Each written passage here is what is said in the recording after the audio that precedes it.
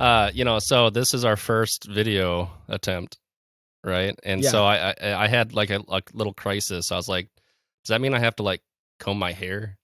Does that mean I have to Ooh. like trim my beard? All that stuff. I just cut all mine And I was off. like, how I know you took the easy route. I Yeah. was like, how much should I physically prepare for this role? And I decided not at all. You've been preparing I'm physically never, your entire life, Jacob. Your yes, for entire the life sheer has been lack, the sheer lack physical of preparation. I Yeah. mean, if I never prepare mentally for these things, why do I bother to Yeah. prepare physically? I feel like it's just you being consistent. That's exactly it. And cue music. Welcome to the Voyage podcast, a show that traverses the oceans of myth and legend through the lens of Catholic theology and philosophy.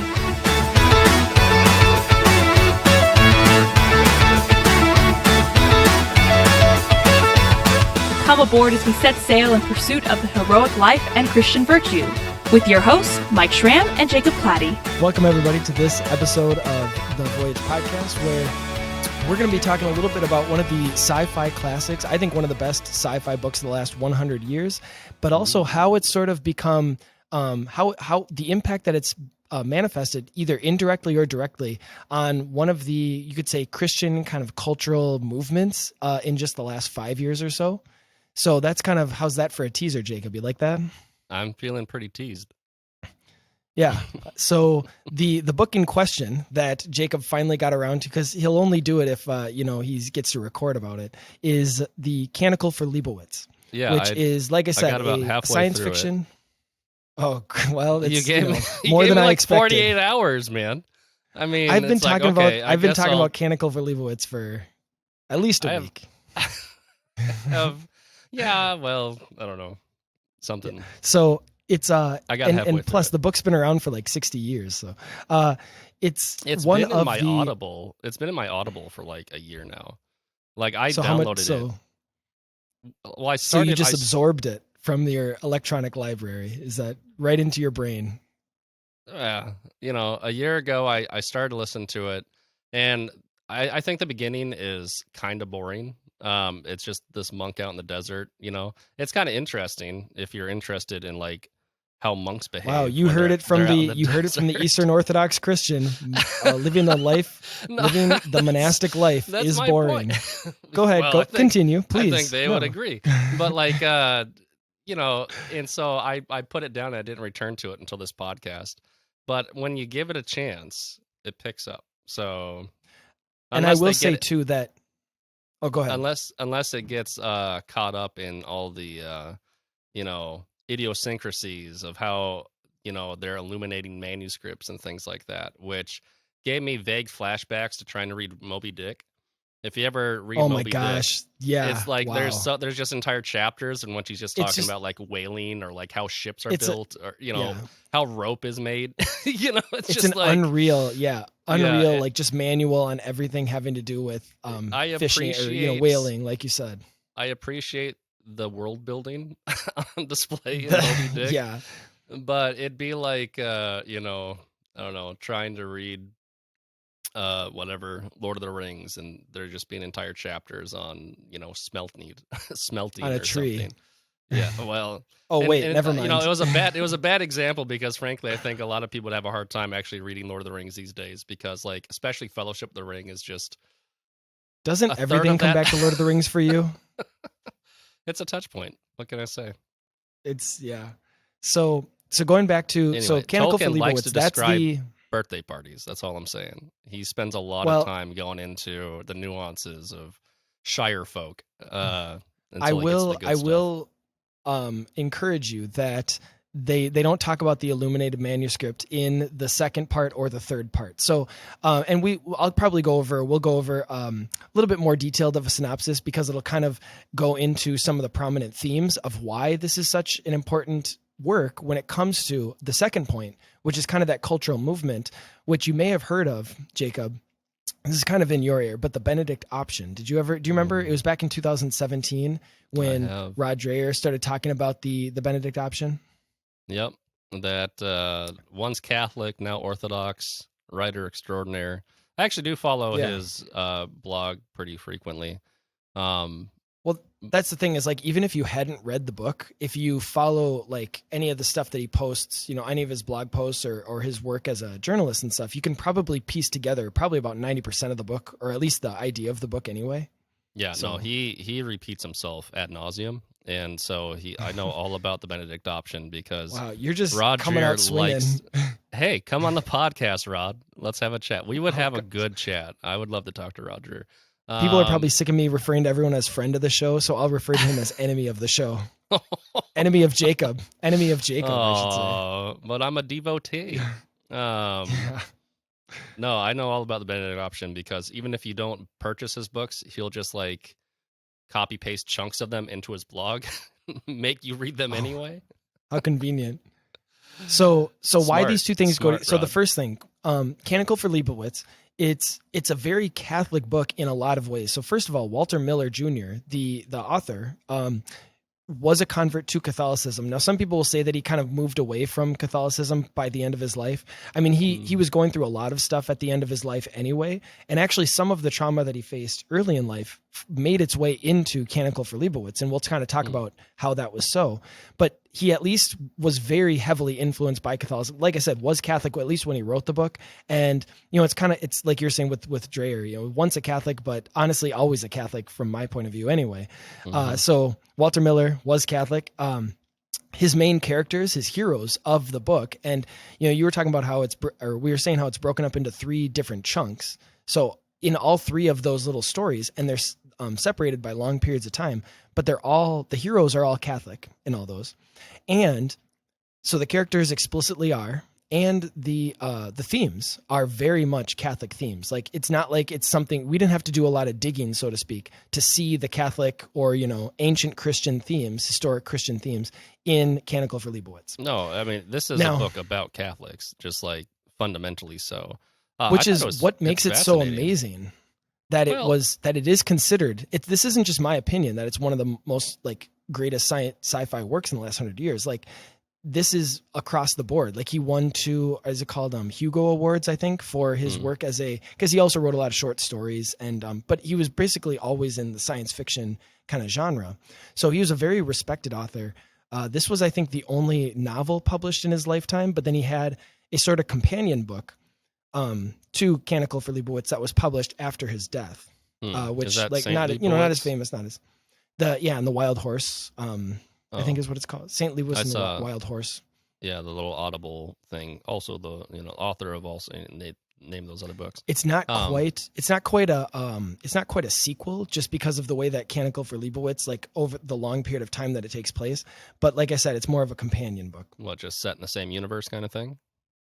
Well, and I think it has to do with the same monastery and a lot of the same events. It's almost like it's like telling an episode from the second time period, the second age that he covers. So, but to go back to my thing of like why it's so interesting, of why it was so popular is, sometimes people will say like Tolkien was popular in spite of his Catholicism because he hid his Catholicism in The Lord of the Rings so well. But here you have Walter Miller who puts it right on a platter for you, like shoves it, in a negative way, shoves it down your throat. You could see it that way. I mean, I don't see it that way. Well, I don't think, yet it still was so popular. I don't think that. Sorry, go ahead. What's really, really effective about this book is that it doesn't come across like a Catholic polemic. It doesn't come across like Catholic propaganda.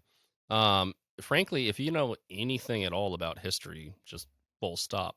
All Miller is doing is just rewriting history post-apocalypse. Isn't that all sci-fi anyway? That's what's so, maybe so. That's, but he's literally just, this entire story could have been set in, it's 3 parts, right? I've read the first part. I'm about halfway through the second part, and I know nothing of the third part yet. But the first part takes place, we'll say circa 300 AD. And I mean, not literally, but like 300 to 400 AD. And then it's telling the story of the fall of Rome, basically, or right after the fall of Rome. Well, and so if you want to, so then maybe it's more like 500 or 600 AD. That's actually that is more accurate, isn't it? Because it's like 600 years later, the second part is, and they're in basically the Renaissance. And so, like, it's like late Scholastic, early Renaissance, definitely for sure. Sorry, I don't mean to interrupt. Go ahead. Yeah, you do a good job. I do mean though. to, but but anything that is, it's the incidentals in this story that are science fiction and post-apocalyptic.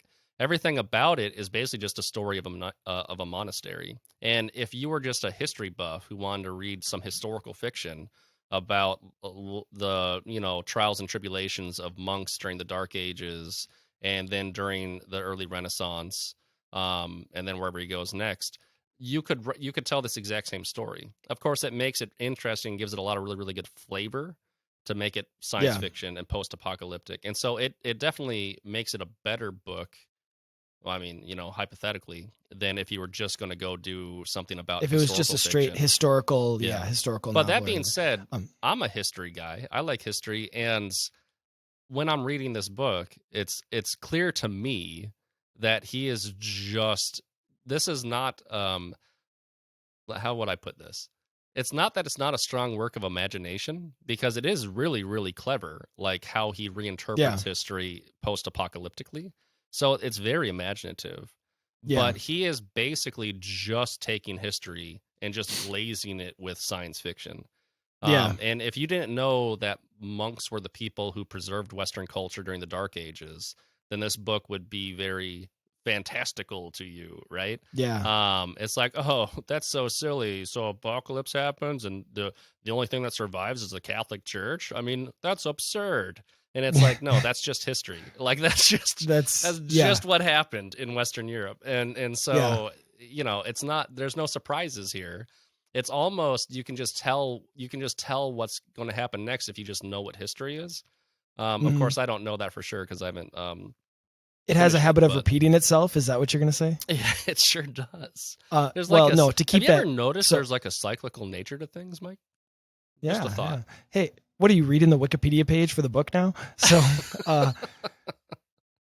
I am a Wikipedia. So that actually, so what you were describing, like this, it's the fall of Rome, right? The fall of Western civilization, and how is it preserved? But it's through these Benedictine monasteries, and that's what brings us to our Benedict Option book or thesis that Dreher was proposing. So his whole idea is, and this is back in 2017, where Christendom or Western culture since the Middle Ages, or since the 400s, since the fall of Rome, Western culture is now at that point of crumbling. And so in the same way that it took Saint Benedict, who founded these Benedictine monasteries, who preserved the Western culture, this is why we have the works of Plato. Aristotle, it's a little bit trickier because that was more in the Middle East, or like the Arab nations that preserved Aristotle. But Plato. Come on! You're regurgitating all of that schlock. I mean, as if the Eastern Roman Empire just like vanished with the Western Empire. I'm only talking about the West right now, Jacob. So just it wasn't the Arabs. It was the Greeks. But anyway, they existed for a long time. So all of these works of what we would take for granted as, ancient Western, whether it's history, philosophy, literature, whatever, it's preserved in these, and it's not just Christian works, right? Like I mentioned, Plato, you have the history of Rome or whatever, all this stuff in these Benedictine monasteries, and they are preserved for hundreds and hundreds of years until society or civilization is sort of rebuilt, right up through the Middle Ages, the Scholastic period. And then, like you were describing, part 2 is very much a late Middle Ages, early Renaissance period. Mm-hmm. And so that's sort of the next parallel of what part 2 is. Part 3 jumps ahead even further. That's when we start getting into a technological age that is probably even further than what would have been Miller's at the time. In a lot of ways. So he does get to like the future, even from like, his vantage point. So part 3 probably I was like, I wonder where he lands. Is it going to be like 19th century? Is it going to be like further than that? Well, and so going back to Dreher's thing is, we're at that period of disintegration. And so it's going to take a re-emergence of this new Benedict. Now, it's not going to be the same version of Saint Benedict that founded these all male or all female monasteries. What his version of the Benedict Option is that it's going to be the families. So it's going to be husbands and wives and their children and groups of families, like in neighborhoods or communities or whatever, who form these, you can almost say like new neo monasteries, right? Or familial monasteries or something like that. And they're going to be the ones that preserve Western culture, classical culture, Christian culture, whatever. And but so that's kind of where what he could not have foreseen was the rise of a humble little Catholic comic book company that was going to go take the reins of this project and save Western culture from itself. Voyage is just another participation in that, yeah. Participant or leader, Mike? Oh, I'll let the audience decide. Yeah, let's do that. So let's do that. This not only did, because I remember being very fascinated with this idea in 2017 when it came out. But I mean, I was by no means the only one, right? Like you mentioned, Dreher already had a very large platform that he was speaking from. He was a journalist for I think he was a journalist, national newspaper. Yeah. He was, yeah. But so it brought on not only the wide readership of his own blog, but then also there are so many responses to this. It's like every Catholic blog that you followed had some writer who was writing in response to either positively or negatively to Dreher's Benedict Option. And it even inspired, and I'm assuming it was the same thing on the Orthodoxy side, maybe even more so just because of his, just identifying as an Eastern Orthodox Christian too. Yeah, there was something to, I think, I wasn't paying much attention to Rod Dreher when the Benedict Option dropped. I ended up reading more of him kind of after the big splash that made. But I remember me and you having very, very early conversations when we were really just getting to know each other about Rod Dreher. That's probably when you first got Canticle for Leibowitz, to be honest.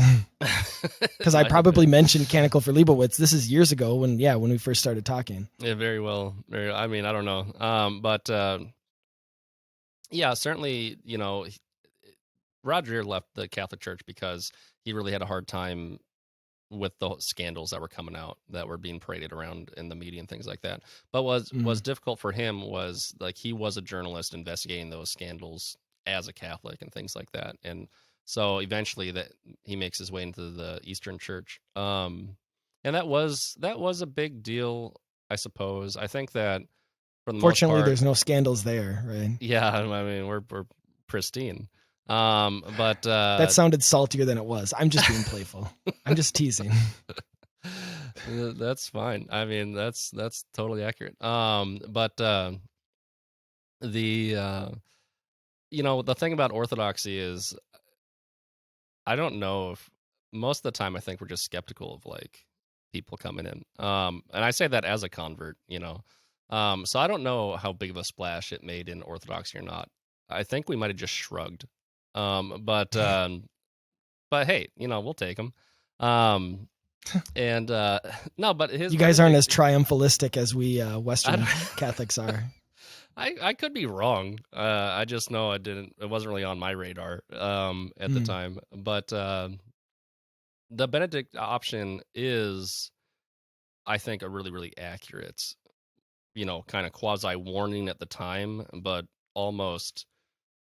This point, it's almost like too little, too late. I think that Rod would say the same thing. Like, I think he may have even said something similar in the book. It's been a few years since I've read it, but yeah. And I've actually never read it, but just his blog a lot. But surprise! No, so.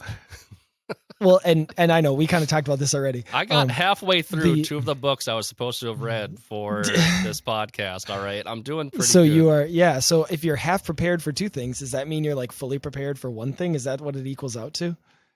Or maybe I'm just a quarter prepared for. That's I'm not a math. I wasn't a math guy, so. Well, and anyway, what made the book so effective? I mean, what makes him such an effective writer anyway is that it's not a textbook where he's going, syllogism after syllogism, thesis after thesis. It's more like he weaves this big idea through a bunch of different stories. So, as a journalist, he goes and he interviews a lot of people who have been in some ways sort of informally living this out already. And he'll talk to, and one of the things that I think made it so effective too, to a lot of Christians is he'll go to, he went to like a Catholic charismatic group. He went to a more traditionally minded group. He went to, an evangelical group of some flavor. I can't remember, like I said, all the specific details, but he did try to make it relatively ecumenical and say, this doesn't have to be only a Catholic thing or only an Orthodox thing or only a, Presbyterian thing. This is a classical Christian thing, which, you and I will tease each other a lot about, but like, that is one of the things that, why we have this great repartee, right? Is because while we come from, in some ways, different perspectives or different mindsets, we have different like we're very much, but we very much are seeing eye to eye. The locus is classical Christianity. The locus, there's 1,000 years of continuity, and the foundation is very, very much real. Rod Dreher, he is really, really ecumenical in his writings for the most part. Ecumenicism can be a dirty word in the East, but as long as it's approached in its most charitable sense, let me rephrase that. I don't consider myself someone who thinks that differences don't matter, but I do think that, especially between the Orthodox Church and the Catholic Church, there needs to be friendship and dialogue and rapport, because that's the only way the schism gets fixed in the long run. I don't think it's going to necessarily get fixed at the top levels. I think that there has to be a lot of work done. Do you remember what I said to you? We had that long conversation. We were driving. We had a long car ride, and you and I had this long conversation. I said, "It feels like the Catholic Church needs to become more little O Orthodox, and the Orthodox Church needs to become more little C Catholic." And you were like, "Well, you're half right." Yeah. Like you agreed with the first half. I think as long as you become more like me, then that's perfectly fine. Now the me becoming more like you, I don't know about so much, but yeah. Well, it's just I still pretty much believe that. But no, there's lots of this could be a whole conversation about East-West conciliation, and I don't know if that's what it's supposed to be. But like that being said, it is not. When what is true and what makes conciliation really, really important right now and really a part of this conversation about the Benedict option is, we are just in really, really dark times. And those of us who, call Jesus Lord need to at least recognize that there is a bigger enemy outside of us, and just like the forces of Satan at work in the culture and things like that are hurting all of us. And so the Eastern Orthodox, the Catholics, the Protestants, we have our differences. Those differences are important, but we really need to just preserve culture right now. And, that doesn't mean getting rid of the conversations over our disagreements, but it does mean having a conversation over what we do agree upon so that we can stand together against like the dissolution of what's happening to our culture under the auspices of Christ. We're largely, Rod Dreher will use language like post-Christian a lot. I don't know if he did that in the book, but he does that in his blog a lot. Mm-hmm. And speaking of dark times, that sounds an awful lot like the era of what Canticle for Leibowitz calls simplification. Do you remember at the beginning? Yeah, it's actually kind of towards the middle of the first part where they do a little bit of a flashback, or you kind of get that, you those kind of finally get some parts context, are some of my favorite parts of the book because they're very interesting little kind of hagiographies. Because the idea is that was the time that he was living in. Because Walter Miller, he was a fighter pilot in World War II, and he survived through World War II. But then he was living in the kind of like Cold War, like nuclear kind of scare that was happening, and so that was very much forming. This book was published in 1959, just to give people a context for like when this came out. I don't know if you said that or not. And no, I didn't say the year. So yeah, thank you. And not only that, so like I said, he was a pilot in World War II. He actually participated in a bombing raid, which very much shaped the context of the kind of the prologue of Canticle for Leibowitz, which is this nuclear war, this destruction of society that he, in a sense, felt not obviously responsible for, but like in this very small way, he destroyed this mini civilization, so to speak. He felt, like I said, responsible. He was repentant of it. And so this is almost like his, writing through this book, and obviously, like I said, formed by his, Catholic understanding of history and of the church and all that.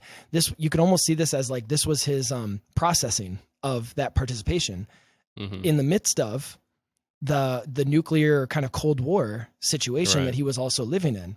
And so there's this, like I mentioned, the area of simplification. There's this nuclear war that happens, and not only do all the people die and all the infrastructure is destroyed in the bombing itself, but in the aftermath, you have the people who are so like consumed with revenge for those who they perceive caused it. And so they have to destroy every what they see as a cause of it. And so what do they see as a cause? They see all knowledge and technology as the reason for this nuclear war. So they kill all the scientists, and they burn all the books, basically destroy every semblance of knowledge, or like you said, of technology. It's remarkable the thematic consistency that post-apocalyptic literature has, or dystopian literature has, from the mid-20th century. Because basically it's a Fahrenheit 451 kind of thing going on, where all three of those big three dystopian novels still they all fundamentally rest on the premise that like the majority population just prefers simplicity. And I mean that in like the stupid sense. Like they don't want to like minimize their lives, because it's the chic thing to do. They just want to be like entertained, bred in circuses. And that's the ironic parallel, is that you have the monks who are living this, true simplicity, or this virtuous simplicity in their own lives, right? The order of, and this goes back to, so there was this, one of these scientists who survived, his last name was Leibowitz, and he actually converts to Catholicism, becomes a priest, and founds the Albertian order of Leibowitz, or it's later called of Leibowitz, but it's the Albertian order. And it's named after St. Albert the Great, which in the Western Catholic tradition is the patron saint of scientists. He was also the teacher of St. Thomas Aquinas. So he was a Dominican monk, but he was a monk who, he wasn't like in a monastery, he was out in the world, but because he had this background in science, or like I said, he was the patron saint of scientists. And so this engineer, Leibowitz, founds the order that is about preserving not just the philosophical knowledge or theological knowledge, because as when you read the book, they still have a sense of obviously the liturgy, that somebody preserved the Bible in some way. So maybe this simplification, ironically, they weren't going after religion, right? They were going after. At the very least, the monastic communities were able to preserve it from the hordes of iconoclast, basically. And so it is a kind of iconoclasm, but it's an iconoclasm of knowledge itself, which again, remarkable themes for today's context, where like what is real and not real is up for debate now. And, basic scientific facts are no longer basic scientific facts. And so many are using that as a way to kind of fight against all, whether it's scientific knowledge or technology. And so that's what's so great about his Albertian order, is that it's always this balance between the old, but also helping foster in or preserve the old, but then foster in what will eventually be, because as you see in part 2, this kind of new technology and stuff too. Well, and this is like what you were saying earlier about how it's a popular book just across the board, regardless of whether despite the fact that it's so Catholic in nature, it transcends it, because and this is kind of what I was getting at earlier, it's basically just talking about, presents a very, very realistic, plausible situation of what humanity would do in the aftermath of a Holocaust, nuclear Holocaust like that. And the very reasonable suggestion that, it would be Catholic monasteries out in the desert away from all the carnage who had the only hope of preserving anything. Again, that's not fanciful. That's just history. And it's not sexy, but it's real. Yeah, but exactly. And so as a secular person, you could read Canticle for Leibowitz and just read it as an interesting sci-fi novel about the preservation of knowledge from a very plausible perspective. And the Catholicism of it is innate to the community, the characters in the book. But whatever, you could pretend it was like, a Buddhist situation or whatever, and you would still have this plausible idea that, it's these communities out in the middle of nowhere that preserve things. that's not really true because it's Christianity's love of knowledge specifically that and creation kind of sets it right? apart. Yeah. Yeah. So I was just trying to use whatever, some other example. No, But I know that you don't think that the Christianity is arbitrary to it, but if somebody was so like, whatever, they had such a hang up of Christianity. If you didn't like yeah. Christianity, you could still like this book. Like Yeah. the book is not, it's for a Christian, it's meaningful to, have a book that has fleshed out, characters that are Christian, and their Christianity is super fundamental to who they are. That's refreshing. Mhm. But there's a level of incidentality to it, because it's really just about the preservation of knowledge, and in this case, this is how the author portrayed it. Well, and like you said, it's the very fleshed out realistic. characters, the humility of Brother Francis. Yeah, it's absolutely interesting. He's I was really impressed. The one thing, because I really didn't, surprise, surprise, do a whole lot of research on Walter Miller or anything like that, before I was like, man, I got no time. I better get this novel read. It's only 360 pages. Yeah, it's about a 10-hour audiobook. And I'm about 6 hours into it. But I was impressed at the authenticity of the monastic vocation. I describe that as boring Yeah. at the beginning of this podcast, but are you slowly redeeming yourself? Is that what you're trying to do? Is there redemption for me? Only in God. But it is quasi interesting though. I mean, because he's super authentic about it, and he's super authentic. He really gets into the heads of the characters where they are presented as like medieval, in some ways, medieval simpletons, right? Like, and I don't mean that in as condescending a way as it sounds. It's just we have such a access to knowledge that our knowledge base is complex, whereas the knowledge base of a monk living in 600 AD, or in Brother Francis's case, living in whatever post-apocalypse 500 years down the road, they just don't have access to grand swaths of knowledge, and their entire world is relatively simple in comparison to ours.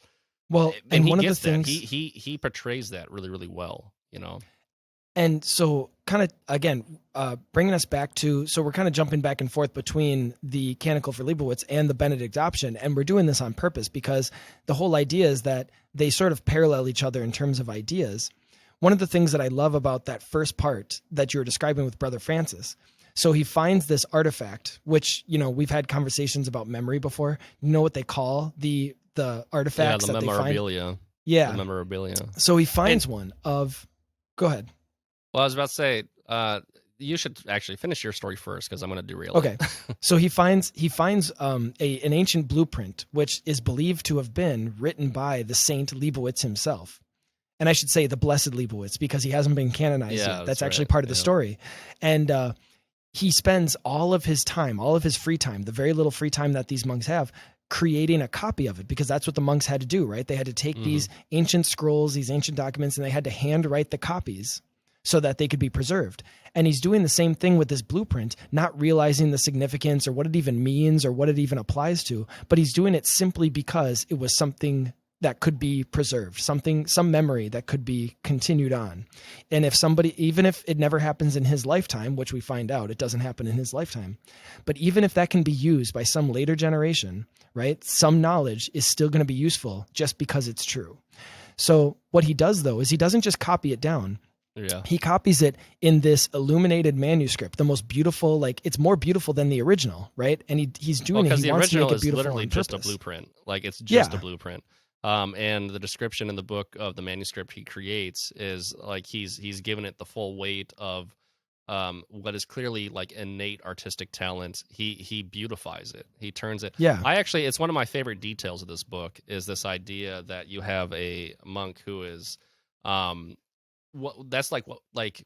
if we were better as a culture, we wouldn't have these like mundanities. Like a blueprint wouldn't be like just a utilitarian blueprint. Obviously there's like practical reasons why things are like that. But I love the idea that in the preservation of culture, they do it with a sense of like transcendent beauty, turning a grocery list into a work of art, so to speak. Yeah, exactly. Yeah. Right. It's a very fun detail in the story. And but why that's so significant? Because, like you were saying, in and of itself, it doesn't have this sort of like utilitarian value, but it becomes useful because it's in the beautiful copy that he's able to almost like buy his freedom, so to speak. He's saved from the robbers, the bandits, when he's stopped on the road. He's able to present the real copy to the Pope, which becomes a relic for the canonization of St. Leibowitz. Yeah. And then, kind of moving the story forward, like that's what allows them to preserve the original, which will have an important role in part 2 of the story. So one of the things that I wanted to touch upon, and this goes back to the Rod Dreher Benedict Option thing, is it isn't just the knowledge that preserves and moves culture forward, but it's the beauty united with that knowledge. And that's the big thing when Rod Dreher is interviewing these families and these communities who are trying to preserve, the tradition, preserve the faith, preserve Christian culture, it's the beauty of how they live their lives, along with the truth of Christianity or the truth of, civilization or whatever. They have to go hand in hand. And it becomes the saving grace of Brother Francis, right, in the initial, like when he's robbed. And it becomes the saving grace of, you could say, civilization in large, because it's what keeps the copy from being stolen and destroyed and all. Or, sorry, the copy is stolen, but the original from being stolen and destroyed. Does that make sense? Even in the story, it takes him 15 years to make that beautiful manuscript, right? And he's invited to go to the Pope to give the manuscript and the relic and all that as part of, the process of making Leibowitz a saint. And he apologizes to the Pope that he doesn't have the manuscript, and then he's also upset that it's like 15 years are wasted.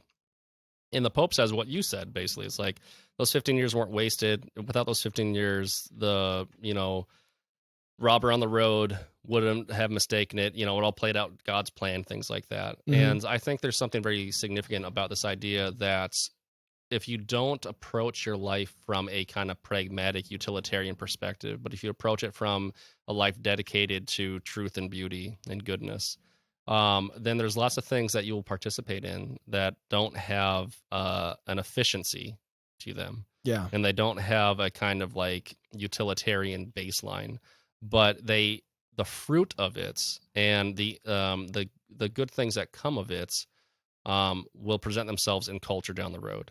Will present themselves in your life down the road, right? Mm-hmm. No matter what it is that you're participating in. The thing that I felt really interested in while reading the story is all of the similarities it has to conversations that we've had about cultural memory and things like that, and how memory is formed and retained in things. Because I do think there is a very, very serious effort, both intentional and unintentional, in like the way that we as a culture, at least in America in the 21st century, we don't have historical memory. Mm-hmm. We don't have the preservation of culture. A lot of what's really driving forces nowadays is actually the dismantlement of culture. For the sake of a simplification or like, making things better. It's remarkable. I was just, I don't know if you knew this or not, but like, and I mean, for better or for worse, it's funny how much of the culture is getting disposed of that actually was problematic from a Christian perspective. Yeah. And it's just now secular sources are coming around to the idea that it was problematic. But I'll give you an interesting example here. Miller Lite, a couple months back, started a promotion where they were asking people to send them all of their old 80s and 90s advertisements or beer signs or like any of the stuff that's just out there in the world. We're like bikini-clad women holding the beer, right? Yeah. All of that stuff that has Miller Lite on it. Not only are they no longer interested in making advertisements that play up the sex appeal of something, right? Uh-huh. They want to erase the fact that they ever did, right? And so they actually had a campaign where it's it's like, Newspeak. send us back in all that beer sign on your wall, or that advertisement, or that calendar that you've been holding on to, your dad was holding on to, or whatever. You send that to us, we will destroy it, and we will give you free beer in return, right? They want to like erase the history, right? That's just something I recently heard about that is fascinating to me. But like James Bond, they're cleaning up some of the language in Ian Fleming's James Bond books now. Yeah. They're cleaning up some of the language in Roald Dahl's, the children authors. I saw the headlines. I didn't read the article, but I know what I'm familiar with that. These are all passing, and I know I'm coming across as curmudgeonly, but there's just something very Newspeak. There's lots of clouds, to yell at. Yeah, it's just like, there is. And hey, a lot of that stuff really isn't very Christian, right? So I'm not going to sit here and spend a whole lot of time bemoaning its loss. But just the fact that we're not interested in remembering history, we're interested in erasing history and reinterpreting it so that new generations and later generations have no idea what history actually was. This kind of takes me into one of the big themes that I think is, and it goes back to the Benedict Option thing too, is, one of the things that you find going all the way back to the book of Judges, but you also see this in Israelite history in the Old Testament, but also in the fall of Rome. And then maybe what's kind of happening now is God will always destroy the idols. God will always destroy the idols when they become problematic, like you said, to use that word, right? He tells Moses to build the bronze serpent, but then they later have to destroy the bronze serpent. He tells the Israelites to build the temple, but God also will bring about, right, through God's providence, the destruction of the temple, first by the Babylonians and then by the Romans. And Jesus and St. Stephen even say in the Gospels and the New Testament that this was supposed to be a house of God, right? But it eventually, even the temple itself became an idol, and God will even destroy that.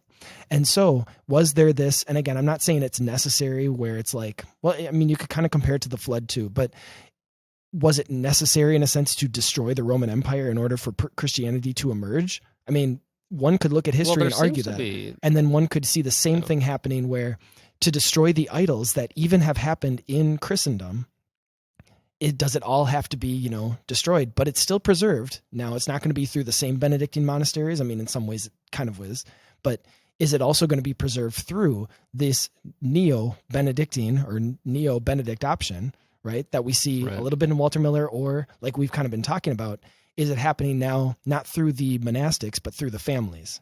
You know what I mean?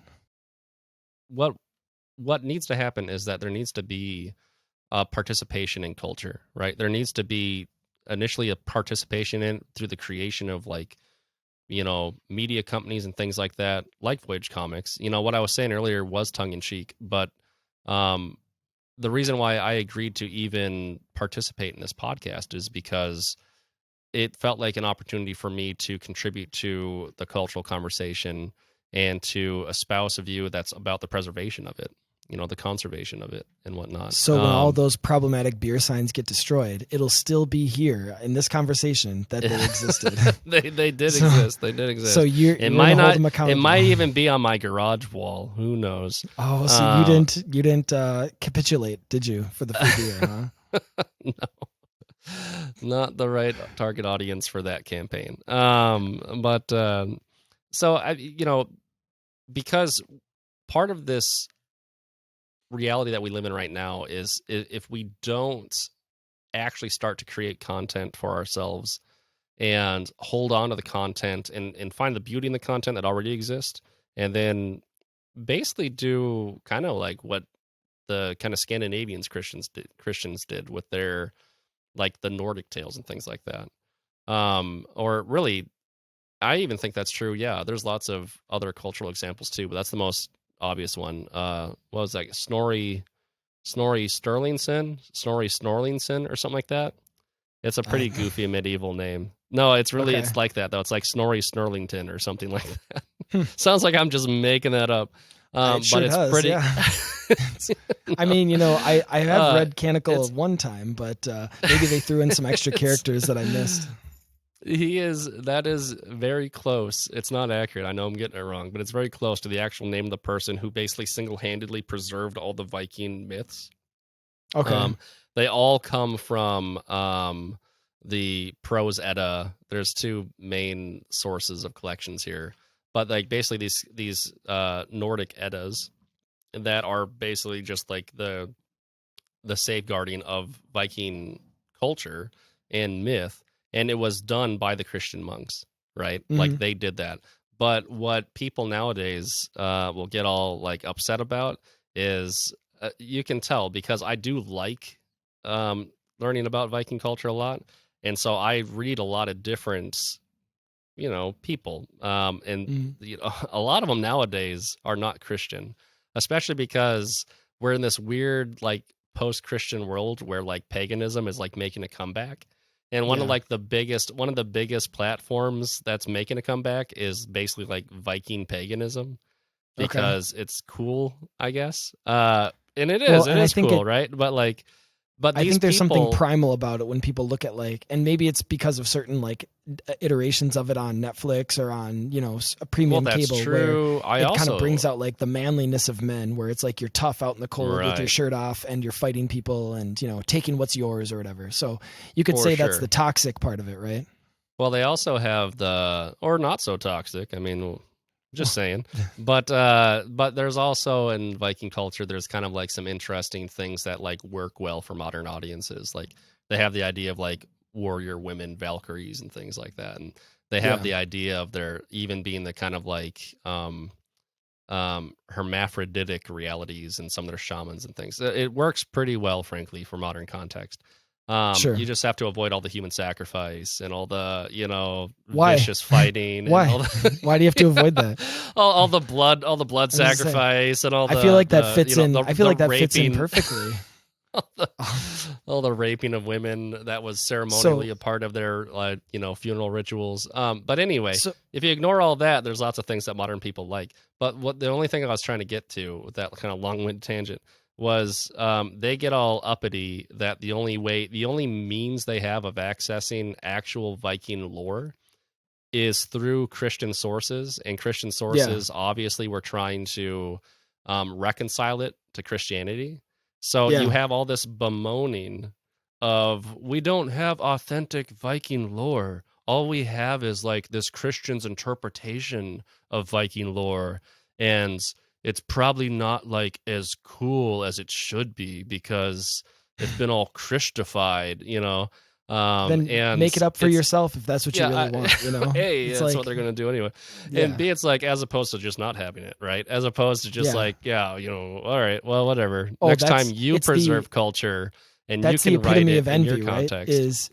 That's the epitome. If I can't have it my way, then no one can. That's the epitome of envy, right? That's kind of, I feel like I've heard that, some serpent in a garden had those thoughts before too. But so one of the other themes that comes up, actually a big, one of the big themes in part 2 and 3, and these also have parallels to history too. So, I kind of tease you about not having read it or whatever, but it's like, fortunately with your background in history, in one sense, you maybe already feel like you know the story, but there's nothing new under the sun here, folks. Like as far as this story goes, it's pretty. So there's a big in part 2 of Canticle for Leibowitz, and this does have ties to Dreher's Benedict Option too. But there's this big struggle as civilization starts to kind of return.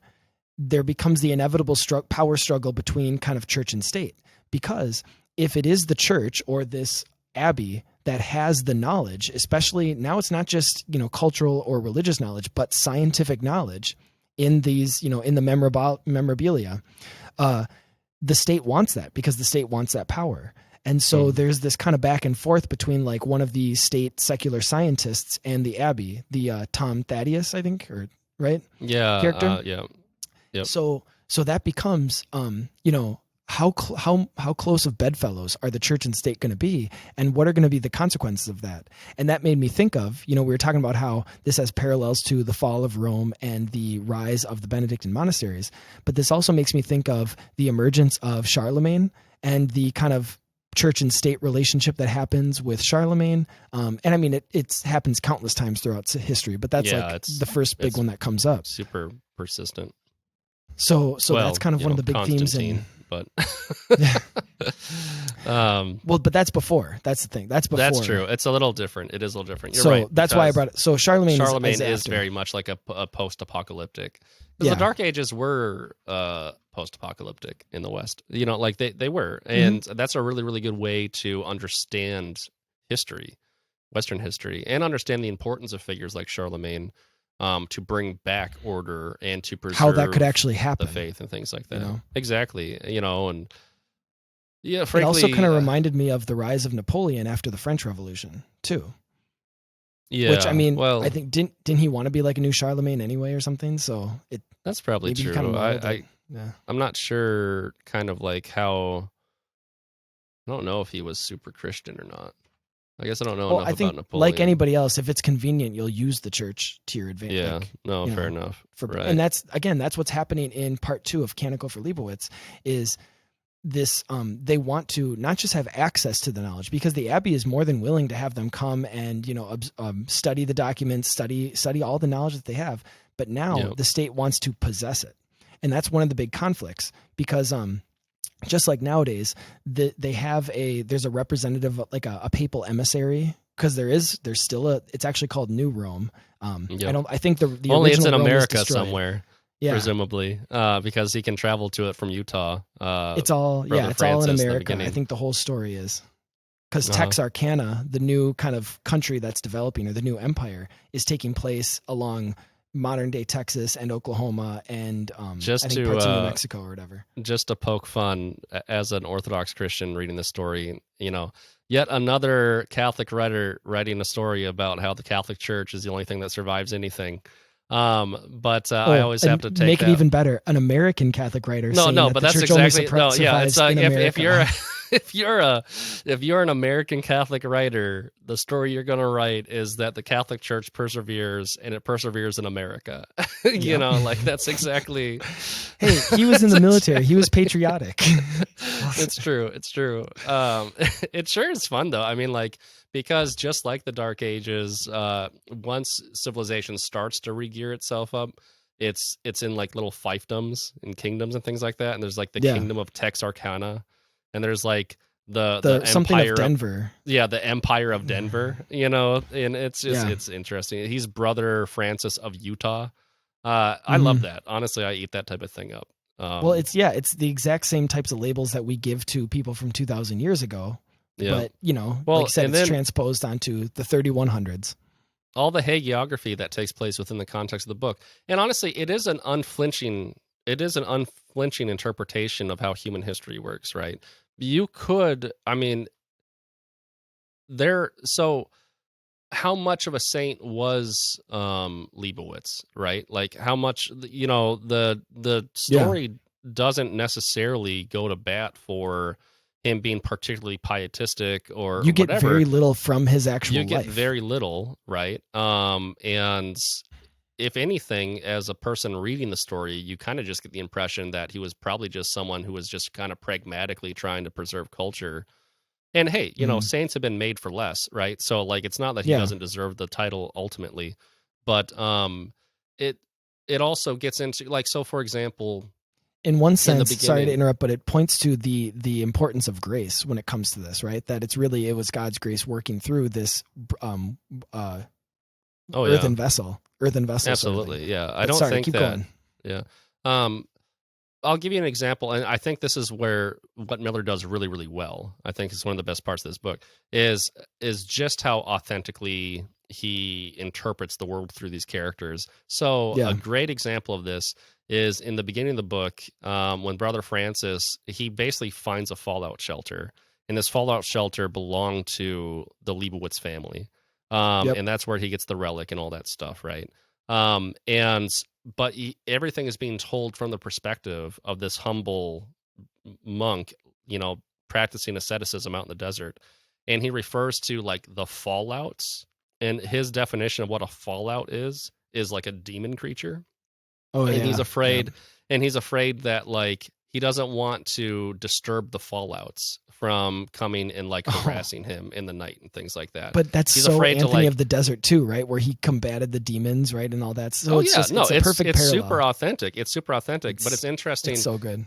it leads into these really interesting ideas of like how cultural memory works and how mythology works for one, but also how like our stories, transcribe through the ages and things like that. Because in the one sense, and I don't want to get controversial here because I'm very agnostic about like we'll call it like primeval history, right? Like the Genesis accounts, like the flood accounts and things like that. Just, there's a creationist mindset where it's all the Bible is like literally true. Much of church history is taking it literally true. I'm not opposed to that. It could very well be literally true. But it's also, even if on the other hand, there's a way of approaching scriptures like the Genesis stories in which there wasn't actually a global flood, but maybe there probably was, or at least a very huge regional flood that influences mythology all over the world.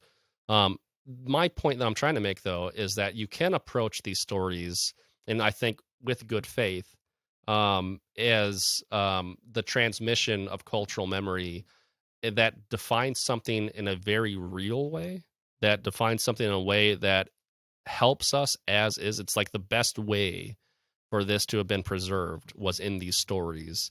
And these stories are true insofar as they are real, and they really tell us things about our nature, about the nature of the world, and the nature of how we engage with God. Well, but they might not be like journalistic entries, right? Yeah. And Canticle for Leibowitz actually does a really interesting job of presenting kind of how that looks, because you have this idea, all the stories of like the nuclear holocaust itself are all written in this kind of high church tongue. And so, like in book 2, there's like a little excerpt. It sounds like a mythology. It sounds like you're hearing it's mythological sounding, but it's not mythology because it's actually a nuclear holocaust. And that's the thing that we've talked about so much in this podcast is mythology is not the opposite of history. And so when you use mythological language, like you talked about in Genesis, that's not going against the historical nature of the story itself. And it's really, he does a really good, like, it's like, in his kind of mythology of the Holocaust, it's like, and the nuclear Holocaust, of the world, not the one that we're talking about, not not the other Holocaust. Okay, I don't want to go too far afield. So in the story, the nuclear war, the nuclear Holocaust that happens. Moving on, in Leibowitz. Okay. But it's like the way it's written about is like, and the princes of the world, God did so foreordain that they were given, the power of the angels to, and like the flaming sword of, Michael. And they're talking about nuclear warheads, right? But like it's like all the language is mythic. All the language is hagiographical, basically. A third of the stars falling from the sky, and all that stuff. Yeah. It's like Book of Revelation. And it just makes you wonder how things have transmitted. When you're talking about like the stories in the Bible and things like that. Again, not saying they're not literally true. I'm really agnostic about it. I do think at the very end of the day, they're at least real enough for me to be able to live my life based upon. And it's not an either or, it's a both and. And that's one of the great things about the ancient Christian tradition is that, and that's something that you'll at least hear a lot in the Catholic tradition, which is it's not either or, it's both and.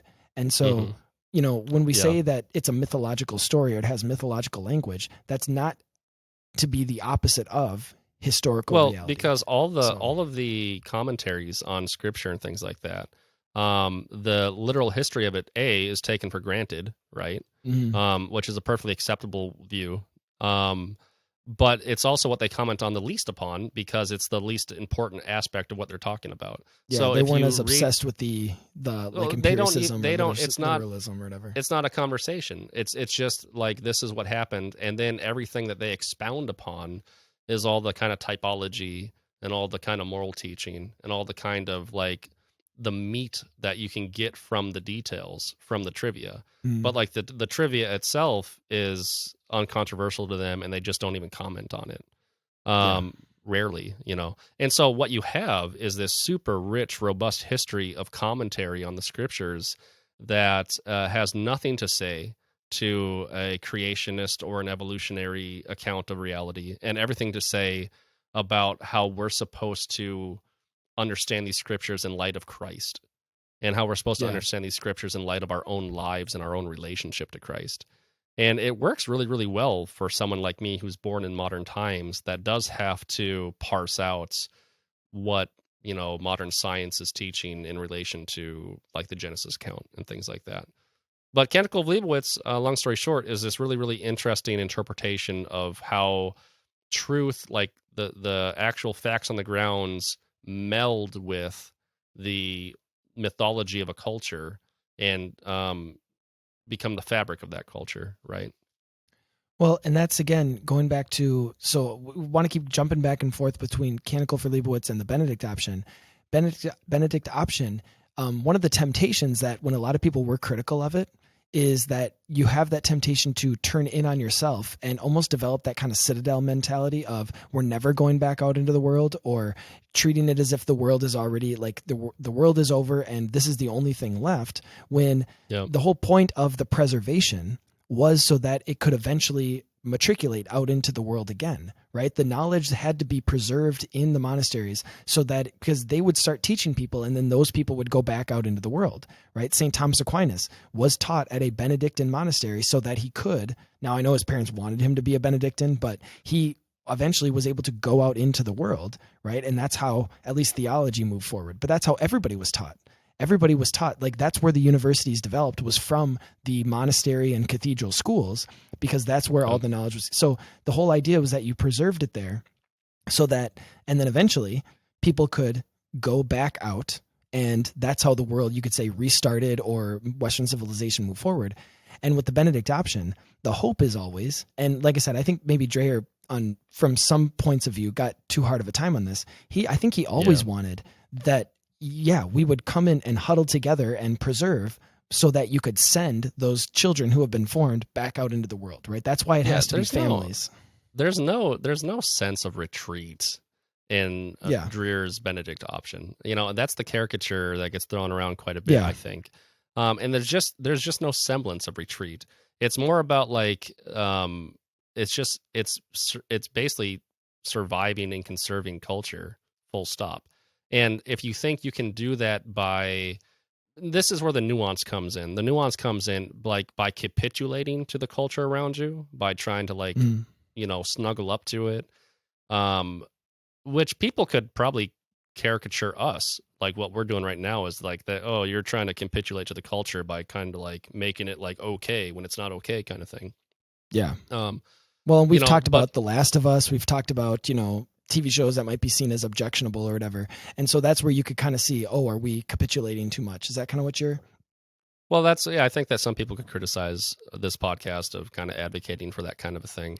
And we'll talk to that just because I brought it up, but just to continue to defend Dreher real quick, I don't think that any of his writing talks about, ignoring culture or ignoring anything. He's talking about taking a defensive posture against the satanic assault of outside forces trying to destroy what we have. He's talking about simple preservation, and in some sense, you cannot preserve something by having a kind of like porous wall. Like you need to treat it as sacrosanct, and you need to realize that if you try to think that like the culture outside is not trying to corrode that, if you're not aware of it, then it's going to corrode it, and you need to be very protective of it.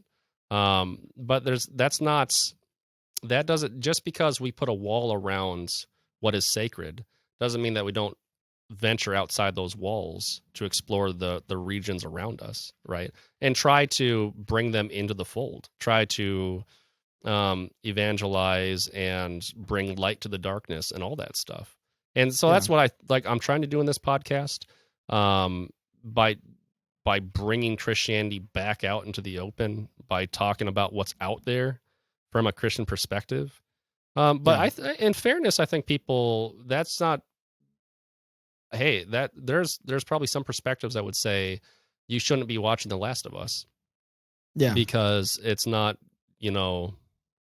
It's just not a laundry list of good things like St. Paul tells us to focus on. Another post-apocalyptic sort of rebuilding of culture, and that has a lot of time jumps too. Now, it's not 600 years, but it kind of worked itself nicely in.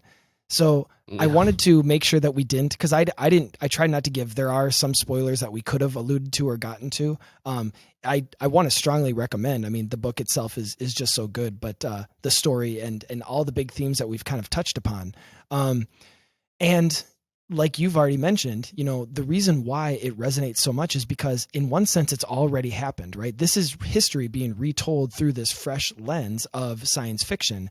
And that's kind of what Dreher's Benedict Option was trying to do, was saying, hey, we've seen this happen before. How can we persevere and preserve through it? And so that's kind of what I want us to leave us on with this episode. And I appreciate you coming into, at least do some of your homework. You get a 75 out of 100 on that one, Jacob. Really? So, all right.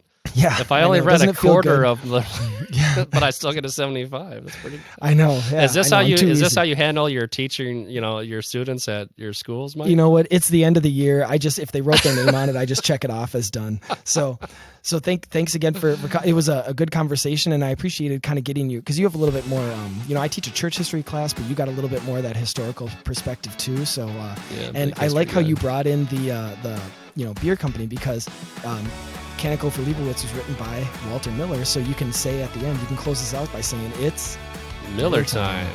Yeah. It's not, though. Forget Miller and Bud Light.